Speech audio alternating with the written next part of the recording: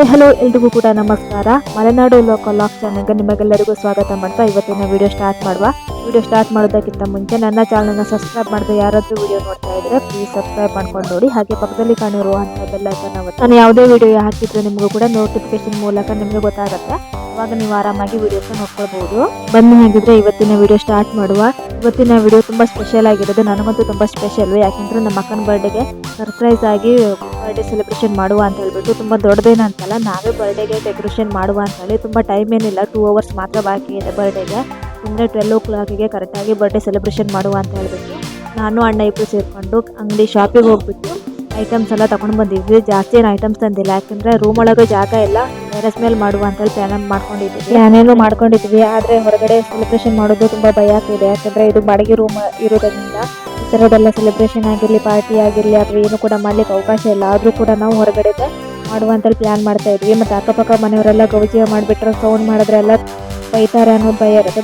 ಬೈತಾರೆ ಎಲ್ಲರೂ ಕೂಡ, ಯಾಕಂದರೆ ಅವರಿಗೂ ನಿದ್ರೆ ಇರುತ್ತೆ. ಮತ್ತು ಮಿಡ್ ನೈಟ್ 12 ಗಂಟೆಗೆ ನಾವು ಸೆಲೆಬ್ರೇಷನ್ ಮಾಡೋದ್ರಿಂದ ಒಂದು ಸ್ವಲ್ಪ ಭಯನೂ ಉಂಟು. ಅದು ಮಾಡಬೇಕು ಅನ್ನೋದು ಒಂದು ನೋಡುವ ಹೇಗಾಗತ್ತೆ ಅಂತ ಹೇಳ್ಬಿಟ್ಟು ಬೇಗ ಮಾಡ್ತಾ ಇದ್ವಿ. ಬೇಗ ಮಾಡಬೇಕು ಅಂದಾಗಲೇ ಬೇಗ ಆಗೋದೇ ಇಲ್ಲ, ಯಾಕಂದರೆ ಟೈಮ್ ಓಡ್ತಾ ಇದೆ. ನಮ್ದು ಯಾವುದು ಕೂಡ ರೆಡಿನೇ ಆಗ್ತಿಲ್ಲ. ಆಲ್ರೆಡಿ 10 ಗಂಟೆ ಆಗೋಗಿದೆ. ನಾವು ರೆಡಿ ಮಾಡ್ಲಿಕ್ಕೆ ಸ್ಟಾರ್ಟ್ ಮಾಡೋಕ್ಕೆ 2 hours ಮಾತ್ರ ಬಾಕಿ ಇರೋದು. 12:30ಗೆ ಅಂದರೆ ನಮ್ಮ ಅಕ್ಕ ಆಫೀಸಿಂದ ಬರ್ತಾಳೆ. ಅದಕ್ಕಿಂತ ಮುಂಚೆ ನಾವೆಲ್ಲನೂ ಪ್ರಿಪ್ರೇಷನ್ ಮಾಡಿ ಇಟ್ಕೊಳ್ಬೇಕು. ಇಬ್ಬರೇ ಇರೋದು, ಮತ್ತು ಯಾರೂ ಕೂಡ ಇಲ್ಲ, ಎಲ್ರಿಗೂ ಕೂಡ ವರ್ಕ್ ಇದೆ ಅಂತ ಹೇಳ್ಬಿಟ್ಟು ನಾನು ಮತ್ತೆ ನನ್ನ ಇಬ್ಬರೇ ಸೇರ್ಕೊಂಡು ಬರ್ಡೇ ಸೆಲೆಬ್ರೇಷನ್ ಮಾಡುವ ಅಂತ ಹೇಳಿ ಮಾಡ್ತಾ ಇದ್ದೀವಿ. ತುಂಬ ಸಿಂಪಲ್ ಆಗಿ ಚಿಕ್ಕ ಮಕ್ಕಳಿಗೆಲ್ಲ ಹೇಗೆ ಬರ್ಡೇ ಸೆಲೆಬ್ರೇಷನ್ ಮಾಡ್ತಾರೆ ನೋಡು, ಆ ಥರ ಸೆಲೆಬ್ರೇಷನ್ ಮಾಡ್ತಾ ಇದ್ದೀವಿ. ದೊಡ್ಡ ಮಕ್ಕಳಿಗೆ ದೊಡ್ಡವರಿಗೆ ಅಂತ ಹೇಳ್ಬಿಟ್ಟು ಅನಿಸ್ತಾನೆ ಇಲ್ಲ. ಚಿಕ್ಕ ಮಕ್ಕಳಿಗೆಲ್ಲ ಬರ್ಡೇ ಸೆಲೆಬ್ರೇಷನ್ ಹಿಂಗೆ ಮಾಡ್ತೀವಲ್ಲ ಮನೆಯಲ್ಲೇ, ಆ ಥರ ನಾವು ಮಾಡ್ತಾ ಇರೋದು. ಅಂದರೆ ನಮಗೆ ಗೊತ್ತಿಲ್ಲ ಈ ಥರ ಆಗ್ತಾ ಇದೆ ಅಂತ ಹೇಳ್ಬಿಟ್ಟು. ಸೊ ನೋಡಿದ್ರೆ ಅದೇ ಥರ ಕಾಣಿಸ್ತಾ ಇದೆ. ಫುಲ್ಲಾಗಿ ಬಲೂನ್ಸ್ ಮತ್ತು ಎಲ್ಲನೂ ಕೂಡ ರೆಡಿಯಾಗಿ ಕೊಟ್ಟರು. ಬಲೂನ್ಸ್ ನೆಲದ ಮೇಲೆ ಇಟ್ಟರು ಡಮ್ ಅಂತ ಹೊಡಿತಾನೆ ಇತ್ತು. ಅದಕ್ಕೆ ಫುಲ್ ಮೇಲ್ಗಡೆ ಇತ್ತು, ಅರ್ಧ ಒಡೆದೇನೆ ಹೋಯಿತು. ಆ ಸೌಂಡಿಗೆ ಯಾರಾದರೂ ಬೈತಾರೆ ಅನ್ನೋದು ಕೂಡ ಒಂದು ಭಯ ಆಗಿತ್ತು. ರೂಮಲ್ಲಿ ಗಿರಿಂದೆಲ್ಲ ಚೇರು ಮತ್ತು ಟೇಬಲನ್ನೆಲ್ಲ ಖಾಲಿ ಮಾಡಿಬಿಟ್ಟು ಫುಲ್ ಹರಡಿಟ್ಟಿದ್ವಿ. ಯಾಕಂದರೆ ಇದನ್ನೆಲ್ಲ ಹೊರಗಡೆ ಶಿಫ್ಟ್ ಮಾಡಬೇಕು ಅಂತ ಹೇಳ್ಬಿಟ್ಟು ನಾವು ಹೊರಗಡೆ ಬಂದ್ಕೊಂಡು ಏನು ಮಾಡೋದು ಅನ್ನೋದು ಗೊತ್ತಾಗದೆ ತಲೆಯೆಲ್ಲ ಕೆತ್ಕೊಂಡು ನಾನು ಯೋಚನೆ ಮಾಡಲಿಕ್ಕೆ ಟೈಮ್ ತಗೊಂಡ್ವಿ. ಫೈನಲಿ ಆಗಿ ಪಕ್ಕದ ಮನೆ ಬಿಲ್ಡಿಂಗು ಕೂಡ ಒಂದು ದಾರ ಕಟ್ಕೊಂಡು ಏನೋ ಮಾಡ್ಕೊಂಡು ಮಾಡಿದ್ರು. ಫುಲ್ ಗಾಳಿ ಇತ್ತು ಹೊರಗಡೆ, ಆಲ್ಮೋಸ್ಟ್ ಗಾಳಿ ಇದ್ದೇ ಇರುತ್ತಲ್ಲ ಹೊರಗಡೆ.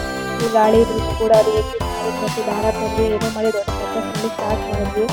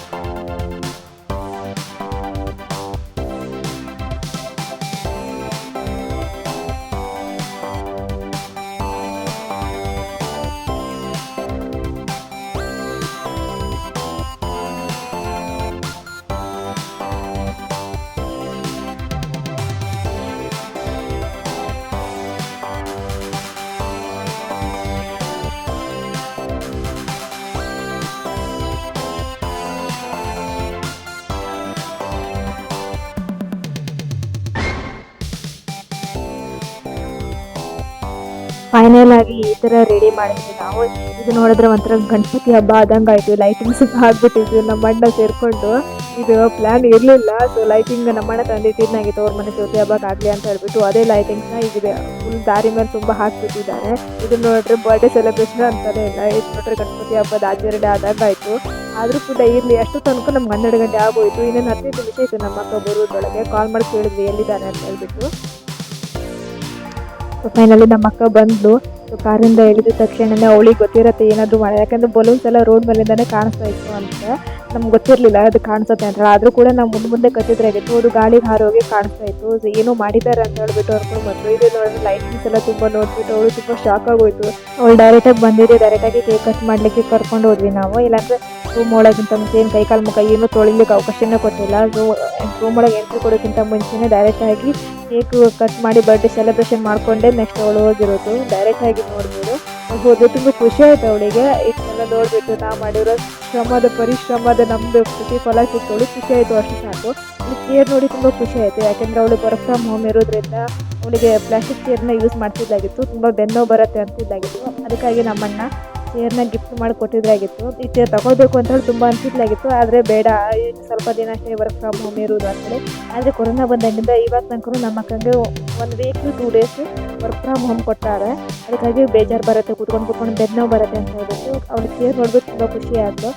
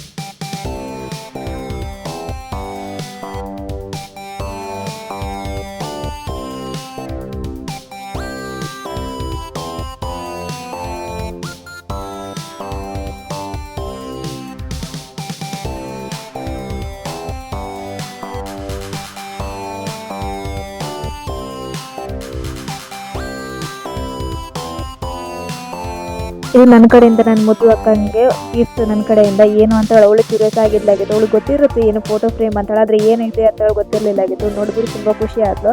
ನಮ್ಮಿಬ್ಬರು ಫೋಟೋನ ಫ್ರೇಮ್ ಹಾಕ್ಸ್ಕೊಟ್ಟಿದ್ದಾಗಿತ್ತು ನಾನು ಅವಳಿಗೆ. ಇದು ಮಾರ್ನಿಂಗ್ ಸ್ವಲ್ಪ ಲೇಟಾಗಿ ಎದ್ದಿದ್ವಿ ಇವತ್ತು.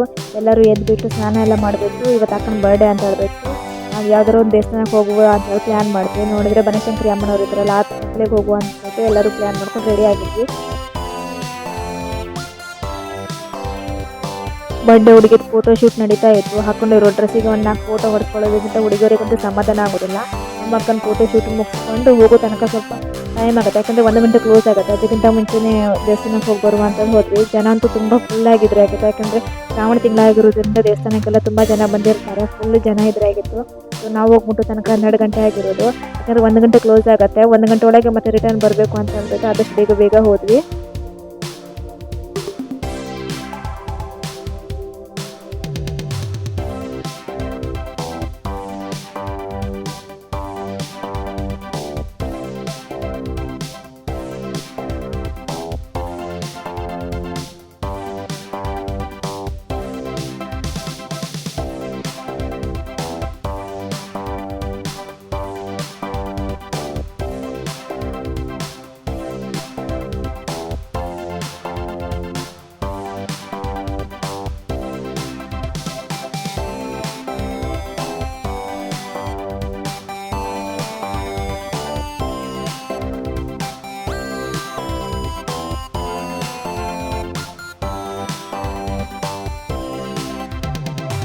ಅಮ್ಮನವ್ರ ದರ್ಶನ ಮಾಡ್ಕೊಂಡು ಬಂದ್ವಿ.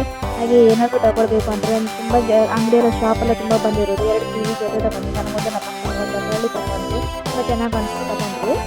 ದೇವಸ್ಥಾನದಿಂದ ಬಂದು ಊಟನೆಲ್ಲ ಮಾಡಿಬಿಟ್ಟು ಮಲ್ಕೊಂಡಿದ್ರಾಗಿತ್ತು. ಅಷ್ಟರ ತನಕ ನಮ್ಮ ಅಕ್ಕನ ಬೆಸ್ಟ್ ಫ್ರೆಂಡ್ಸ್ ಇಬ್ಬರು ಕೂಡ ಬಂದರು. ಕೈಯಲ್ಲೆಲ್ಲ ಗಿಫ್ಟ್ ಇಟ್ಕೊಂಡೇ ಬಂದುಬಿಟ್ಟಿದ್ದಾರೆ. ತುಂಬ ಮಳೆ ಇರುತ್ತೆ, ಅವ್ರಿಗೆ ಬರೋ ಸ್ವಲ್ಪ ಲೇಟ್ ಆಯಿತು. ಒಂದು 4 ಗಂಟೆ ಸುಮಾರು ಅಷ್ಟೊತ್ತಿಗೆ ಬಂದಿದ್ರಾಗಿತ್ತು. ಕೇಕು ಕೂಡ ತೊಗೊಂಡು ಬಂದಿದ್ರಾಗಿತ್ತು ಅವರು.